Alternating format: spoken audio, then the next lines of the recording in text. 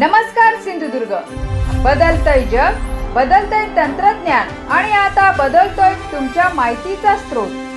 जिल्ह्याच्या कानाकोपऱ्यातील इत्थंभूत घडामोडी आता अधिक वेगाने आणि थेट.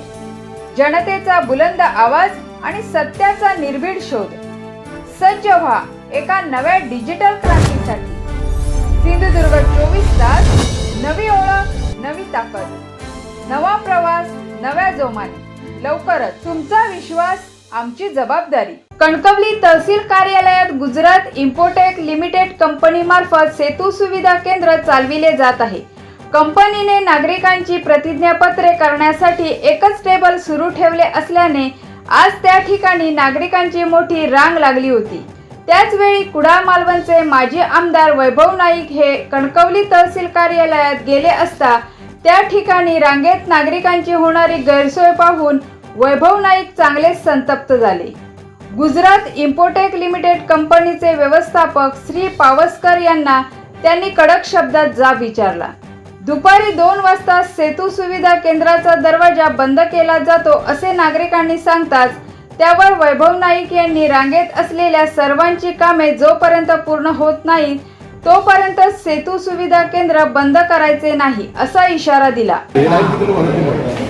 हे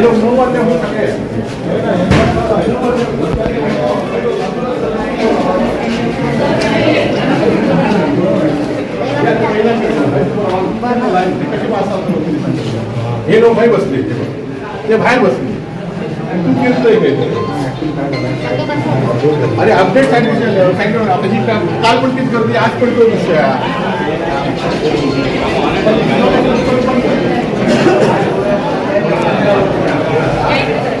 अरे 2 वाजता बंद होतं ना हे लोक म्हणाले 2 वाजता बंद केलं. 2 वाजता जागो साहेब आणि साहेब काय गॅस कधी डायरेक्ट लावतात, आतमध्ये हराड करतात. हे लक्षात ठेवा.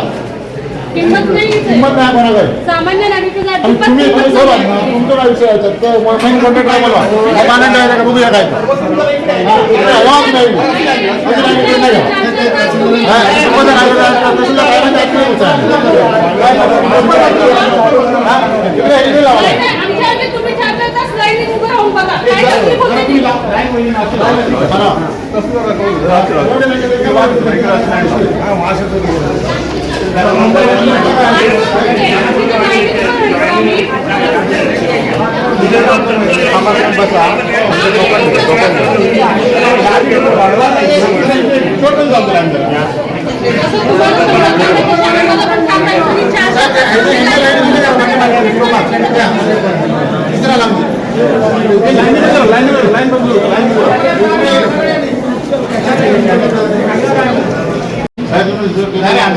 दुपारी ना बंद करायचं नाही. हे सगळं पुरं होते तहसील ऑफिसला कडी घालतात.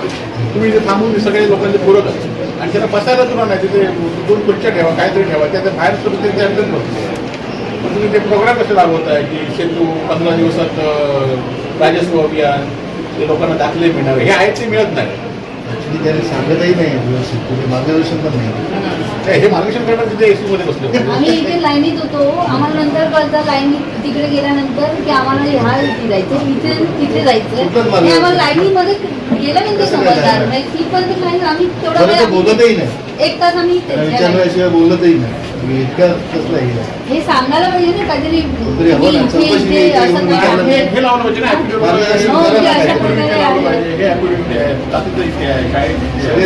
लाईनीत झाल्यानंतर मग ते समोरचा माणूस सांगणार कसं काय समजलं. गर्दी आहे.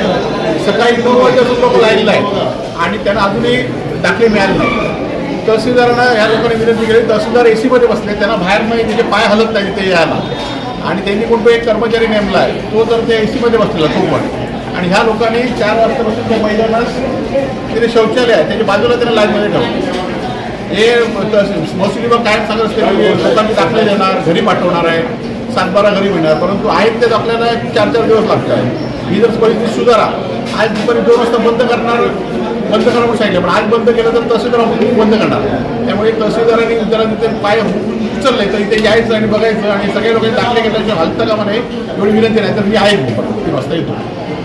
सिंधुदुर्ग जिल्ह्यासह इतर जिल्ह्यातील ताज्या घडामोडी पाहण्यासाठी सिंधुदुर्ग 24 तासला सबस्क्राइब करा. आणि बेल आयकॉनवर क्लिक करा. सिंधुदुर्ग 24 तास सदैव तुमच्या सोबत.